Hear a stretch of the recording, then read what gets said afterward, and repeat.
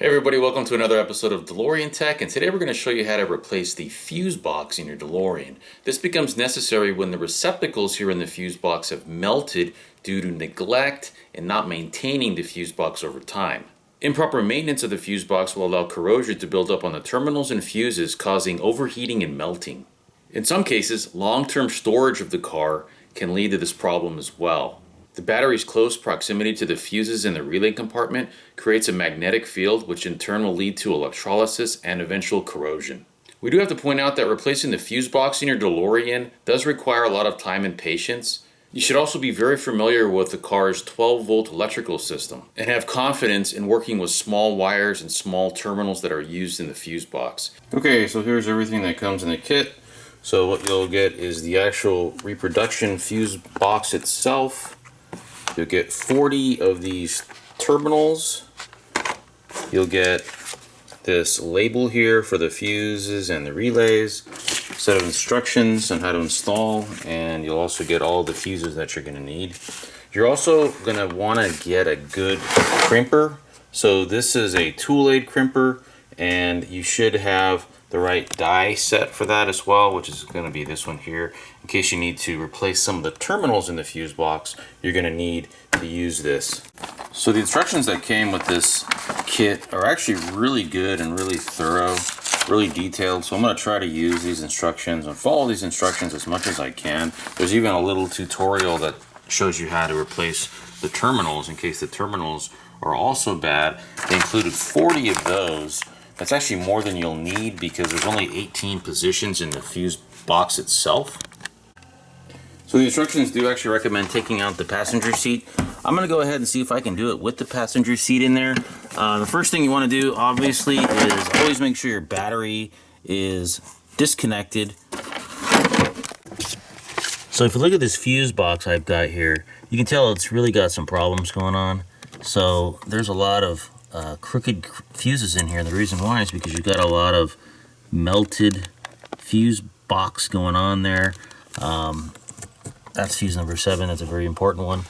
Look at this one here. So these terminals are so close together, and without taking this off and then trying to finagle that, but you can tell this whole area right here has been completely melted.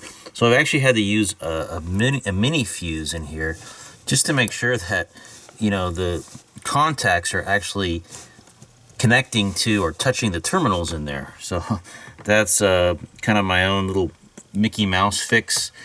But this whole fuse box is going to have to be replaced. This appears to be the original one to the car. And yeah, let's go ahead and get started. So the second thing they recommend doing is to make sure that you've diagnosed your electrical system to make sure that there are no other problems involved here. I've already done that.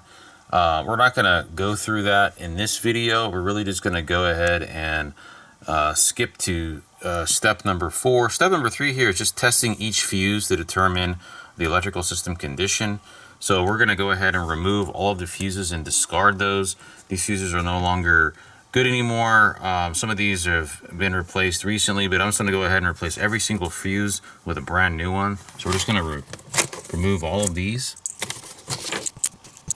So after we remove all of these fuses, we're going to go ahead and remove the fuse box. So just a note about the cover for the fuse box. You don't actually need the cover.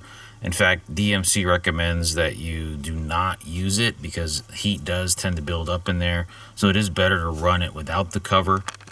So the procedure here has you disconnecting the battery and comparing the existing fuse box to the new fuse box to get an idea of how to use the fuse box mounts.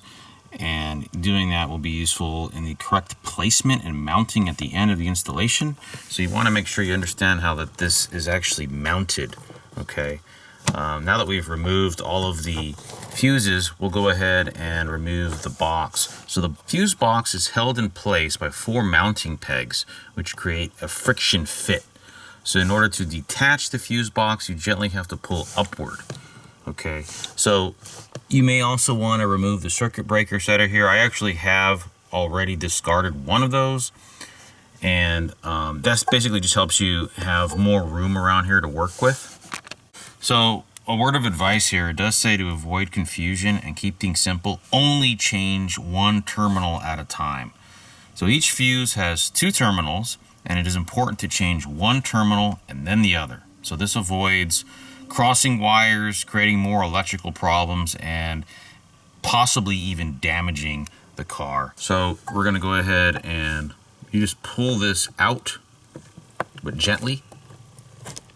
There it is. So we've got this loosened up now.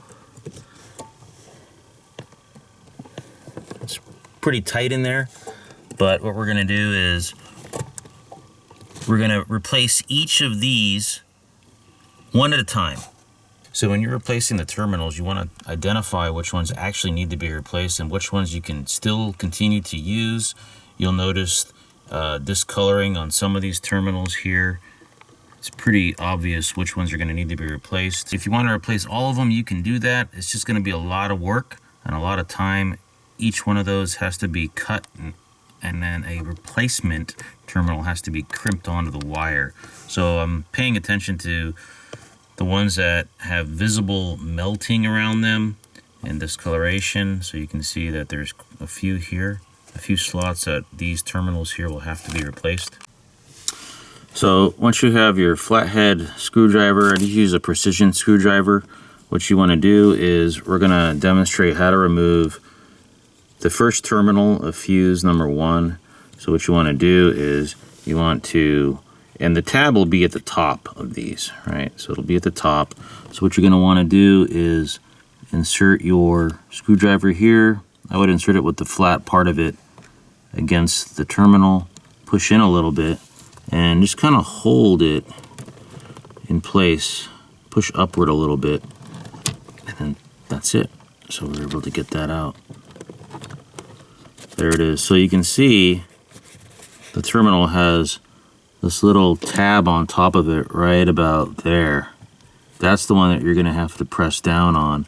So you press down on that and you're able to free this from the holder in here, the little slot. So that's how you do it. So I would take a look at this one here and make a determination of whether or not replacement is needed. If it is, we'll have to get one of the new terminals and replace this. So this doesn't really look too bad. So I would say that this is pretty optional. There's some in here that are going to be obviously needed to be replaced. So with the new fuse box, what I recommend doing per the instructions is to, as you're taking the old terminals out from the original fuse box, and depending on what you do with them, if you replace them, you replace them. If you keep the existing one in there because it still looks good, just go ahead and connect it to the new fuse box. So in order to make your crimps, if you are going to replace some of the terminals, you want to use a really good quality crimper with the right die set.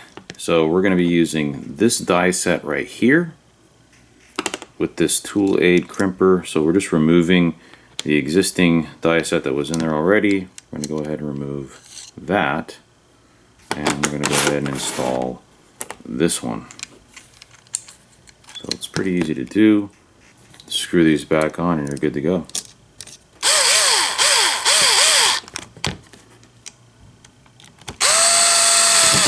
Good to go. So now that we have the proper dies in place here, we're going to go ahead and, if we need to, replace some of the terminals in the fuse box. So for this installation, here's just a close-up of the dies that we're going to be using for crimping on the new terminals. Get an idea of which one you're going to have to use. So when you evaluate whether or not you're going to be replacing these terminals, you have to ask yourself a few questions, like, is the wire or the terminal burned? In this case it isn't. Does either the wire or terminal have evidence of corrosion? I don't see any corrosion or rust on there. Are there any deformities of the wire or the terminal that may cause a poor connection? So it may not be a bad idea to take one of the fuses and just test to make sure that this is a nice tight connection and not loose. So if the answer is yes to any of these questions, you're going to want to replace the terminal itself. So they advise not to take a chance if you're unsure. It's always better to start with a fresh terminal than to leave one that could cause a potential problem. So if you choose to replace the terminal, they do recommend following the instructions that they include here on the last page of the instructions, which shows you how to replace the terminal. So it goes through sort of a step-by-step process here. If you're going to retain your terminals, just go ahead and insert those. I would do it with the top side of the tab in the upper position, and just go ahead and push that through, pull it back a little bit, just make sure it's nice and tight. You might want to get another fuse here and just do a little test. Make sure you can actually put in that feels pretty good there. So just keep doing that for each one. You want to make sure it's not crooked, or that looks pretty good. And move this out of the way and remove the next terminal. So we'll go ahead and do that. There we go. Got that one out. And we'll go ahead and inspect this one. It looks pretty good. Probably keep this one. Some of these look brand new, so not bad. Go ahead and keep that one. So once again, following the instructions, we're just going to go ahead and insert into the new fuse box one at a time here. There it is. So got it both terminals in there. We'll take a fuse, test it, make sure you've got a good operation there. It's not too loose, so it feels pretty good. Much tighter than in the original one there. So yeah, feels good. And it looks a lot better as well. So let's go ahead and replace or remove the next ones. These ones right here are really wonky looking. I don't know if I can even get the screwdriver in there, so we'll have to see what we've got. Those look like they're probably going to have to be replaced. These are for fuse number 7. So let's see what we got. Wow, this is really tough. That one just... So these ones right here are very tough. These ones are going to have to be replaced. So these are for the... This is for fuse number 7. So fuse number 7 is the lambda relay, lambda ECU, frequency valve, fuel pump, and control pressure regulator. So these, yeah, these definitely have to be replaced. They look terrible. So this one right here is very difficult to get out because this whole thing was melted for sure. So you just really got to work at it. You just got to maybe go underneath it, maybe get a paper clip in there. Really do whatever you can to get that thing out. It's just kind of stuck in there because this fuse box, at least in this position right here, is so deformed and melted.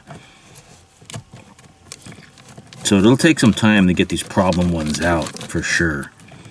But you just got to keep working at it. So sometimes a paper clip will help just to, there we go, got it out. So they're kind of a pain. Your fingers are probably going to start to hurt after a while. So we're going to go ahead and replace these here. So I've got these positioned. So this is going to be the one on the right, and this is going to be the one on the left. If you're looking straight down at the fuse box here. So I'm just going to go ahead and cut that off. And get our wire strippers here. Strip that back. Wow, well, the condition of this wire is not all that great. You can tell it's been burned a little bit. But the instructions say to cut back the insulation about 3/8 to 1/4 of an inch, and making sure that the end of the wire is clean. So we'll go ahead and do that.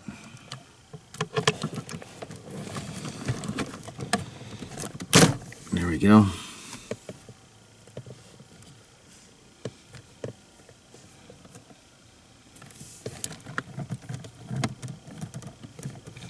We'll go ahead and make our new crimp.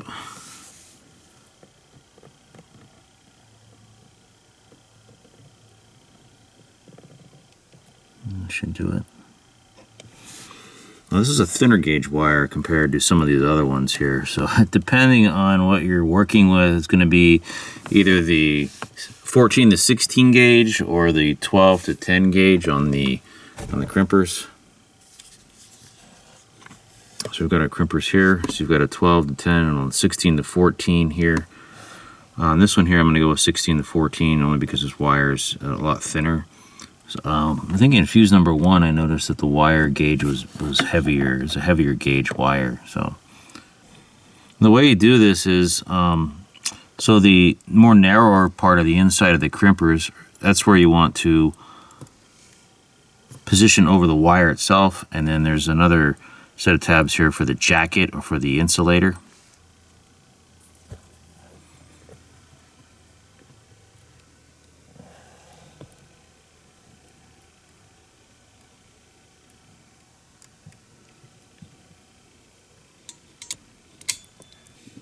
And you want to get it in there. I would recommend using these ratcheting crimpers. Are a lot better. That way you can kind of fine tune the placement of the wire inside the terminal itself.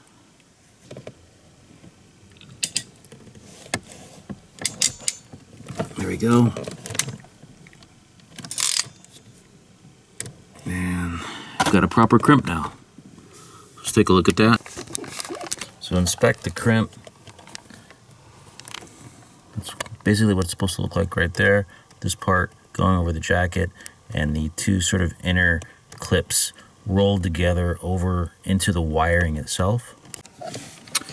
So we're going to put that new terminal into the fuse box and correct the position here.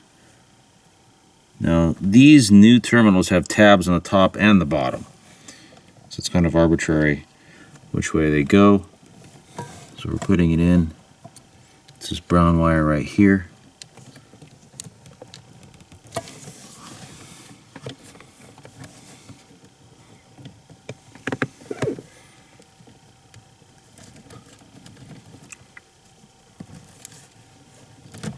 There it is. Pull back a little bit, make sure it doesn't come out.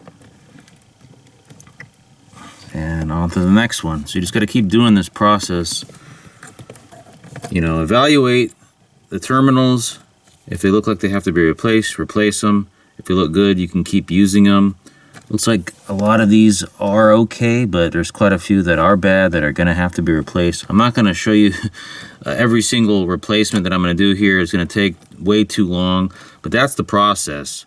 So I'm going to continue on removing and replacing if necessary, and then relocating to the new fuse box. Okay, so I am finding that a few of the terminals in here are not situated the way you would think they are. So with the tabs not on the top, but actually on the bottom. So what you probably need to do, so you avoid damaging them as you're removing them, especially if they're the ones that you want to keep, is try to put some light in there to see where the tab actually is, if it's on the bottom position or the top position. So if it's on whichever position, that's where you want to put your little screwdriver to press inward on that tab, and that way you can release it. Otherwise, if you're pressing in from the side where there is no tab, you could actually end up sort of bending the terminals, because the older terminals, at least for my car, don't have tabs on both the top and the bottom, only on one side. Another little tip that I recommend is, as you are replacing these, for each finished fuse socket, I recommend putting a fuse in there. That way it prevents accidental breakage of these little clips here, because as you're moving this thing around and holding it in, when you're pushing in the wires, one of these little tabs could break. I think this one right here actually broke. It didn't come off completely, but I ended up having to super glue it back on, and that was because it was at the end here, and I think it just kind of hit maybe the relay here and broke off. I just noticed it, and I put some super glue, as you can see on there, just to hold it back in, but I recommend doing that. Okay, so here's some of the progress I've made. So the fuses that are in here are the ones I've actually moved over to the new fuse box. Some of these I replaced, some of them I kept, Now I'm going after what appears to be probably one of the worst ones I've got here. This one's pretty bad too. These two are the worst. So it's been kind of difficult getting these ones out. You really gotta get the little screwdriver in there and move that thing around. It's kind of tough, but it works. It's definitely processed though. So look at the condition of this one here. This gives you an idea of how bad these can get. So this one's definitely going to have to be replaced. So this one is actually for the low beam headlamps. So as you can tell, and this is original to the car, so this is not good. Alright, so we're going to go ahead and crimp this one. So what I've been doing is I've just been taking one at a time here. So you just need to break these off is all. So you just kind of wiggle them around a little bit.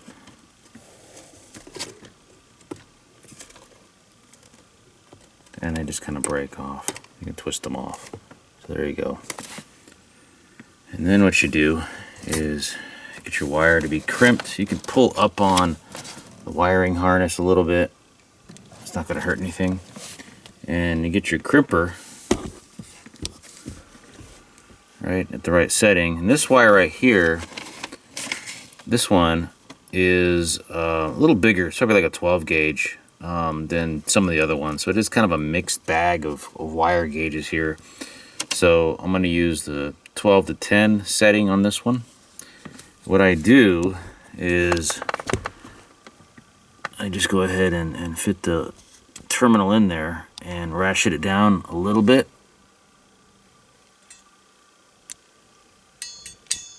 That way it kind of locks it in there a little bit. There's still movement. Maybe get it one more click. Now I can't move anywhere, right? So, you know, if you look underneath, you can kind of see right there, you got the hole, and we'll go ahead and just fit the wire in there. It's pretty tough because it's a whole lot of room to work in here. So you just got to make sure that your wire gets in there and you can see it go up in there. And once you get that, go ahead and crimp it all the way down. Let it go, and you're done. And now you've got a great crimp there. So you can see that it looks pretty good. So one of the terminals actually broke off inside there. So that gives you an idea of the condition that these things are in. So I was just trying to take it out, and yeah, it broke off. So that one's definitely going to have to be replaced. Okay, so I'm about halfway done now. I've replaced quite a few of these. A lot of them were kind of damaged just taking them out, because the melted slots in here just made it really difficult to get those out. So I ended up having to replace quite a few of them. Now I'm going to take a break because this is a lot of work and it's very tiring. Your fingers will start to feel very sore at the tips. You probably could wear gloves, but I'm just not. So anyway, we'll keep going. Okay, so I just finished these three right here. And one thing that I did was on some of these slots right here, it was so badly damaged that it was very difficult to pull the terminal out from the back. So I actually pulled the terminal out through the front, and then I made my cut right there. That was on some of the ones where it was melted so much that it was just, you know, open here. So you can actually pull those through. Another thing that I noticed too is that once you start getting down to this area here, this section of the fuse box, you can actually turn it around and you can start cutting the wires here. If you can get some snips in there and cut them right where the terminal ends, right there where the crimp is, that probably is an easier way to do it, because some of these are kind of difficult to take out. But if you notice, if you get some snips in there, you can just cut these like that one right there, and then just crimp on a new one. Now that's if you want to replace the terminals themselves. If you don't want to replace the terminals, then you'll have to take these out. So most of the terminals here I did end up replacing only because I felt like, you know, why not? We're doing this now, and replacing the terminals really is, for me, the easier part of this. Getting the terminals out and trying to save them is a little bit more time consuming, because some of these just did not want to come out very easily. Obviously, some of the others were burned or discolored or damaged, and I ended up just replacing those because of that. But for some of the other ones that looked okay, I ended up replacing them anyway. So you might want to consider that as well, since these are, you know, definitely over 40 years old. Even if they look okay, it's probably worthwhile to replace them since you're doing this job anyway. So I'm just going to demonstrate how you can cut these wires here right below the crimp. If you're gonna, you know, replace these, if you don't want to replace them, then you'll just have to take them out. But I thought it was just make things a little easy in case they're difficult. So you can take some snips, or you can take, you know, a blade and just cut those back. And we'll go ahead and just cut it. There we go. So that one's cut. So that's one way of doing it right there. So you got to get your wire strippers in there. Some of these wires are way inside, so you can pull this up a bit, and that way you get access to the wire itself. Again, you want to cut these wires too short, so you want to make sure you get them right behind the crimp, assuming the wire itself is undamaged. There we go. You don't want to strip these too long either, because the terminals, you need to crimp tabs over the jacket as well as over the wires too. So let's go ahead and do that. All right, so we're going to go ahead and crimp this wire with a new terminal.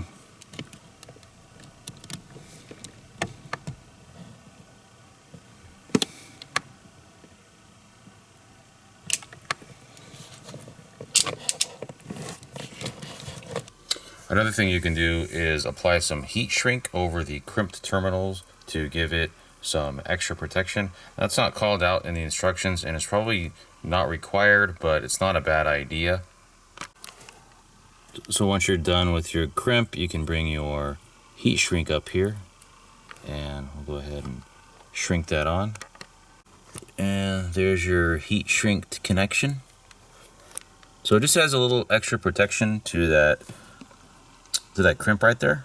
All right, so we are on our last one here, and yeah, we're getting pretty close to the end here. Just got one more. So on the old fuse box, I have been cutting off some of the terminals. It was just too difficult, and I'm replacing these ones anyway, so it doesn't matter.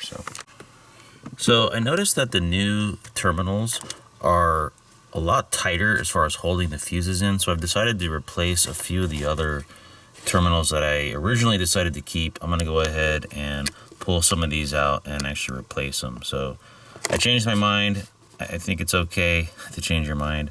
I felt like these older terminals, while they look okay, they're not holding the fuse in as tight as these other ones here. So this one here I decided to replace. So you can see that I did the heat shrink on that one.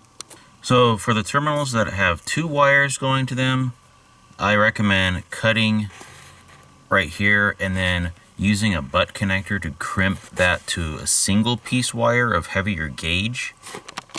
So what I've done here is I've got a 10 gauge wire and I crimped on a terminal. I'm going to heat shrink that crimp right there. And what I'm going to do is I'm going to cut the terminal off of this double wire here and then butt connect that together, and then connect that to the fuse box. So I stripped both of these wires here, and now I'm going to go ahead and wrap these together, then use a butt connector.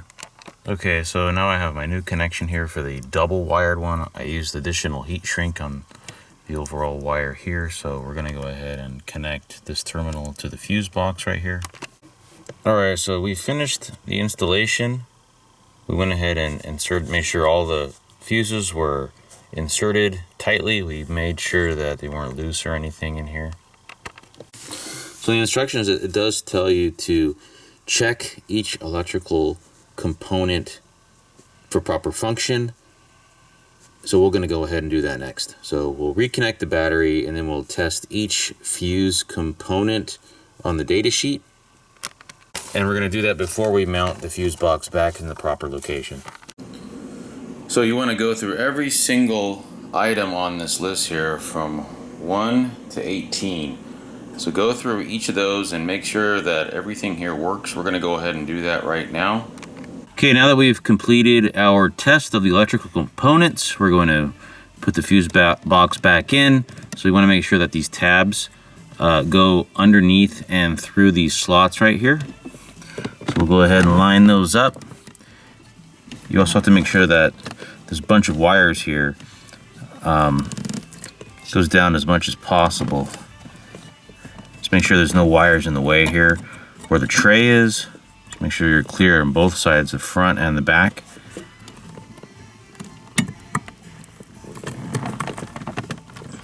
I think it's easier if you just push down on one side and get one side in, and then get the other side in. Try not to push in on the fuses themselves. Try to push in on the box only. It's kind of hard to do.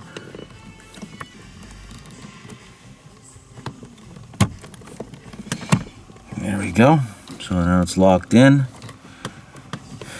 You have to pull on it, make sure it's not loose or anything. It feels pretty good right there. There we go. Make sure it's in on all 4 of these tabs right here. All right, there we go. So it's not recommended to use the fuse cover or the fuse box cover with this, because that, if there is some heat generation in there, it's actually better to leave this off. That's recommended by DMC. So after you've completed the installation, do one more check of the electrical components, just to make sure that while you are fitting the fuse box back into the tabs, that none of the wires were loosened or disconnected. All right, everybody, that's the video. Hope you enjoyed it. If you have any questions about the fuse box replacement, go ahead and drop those down in the comments below. And once again, thanks for watching.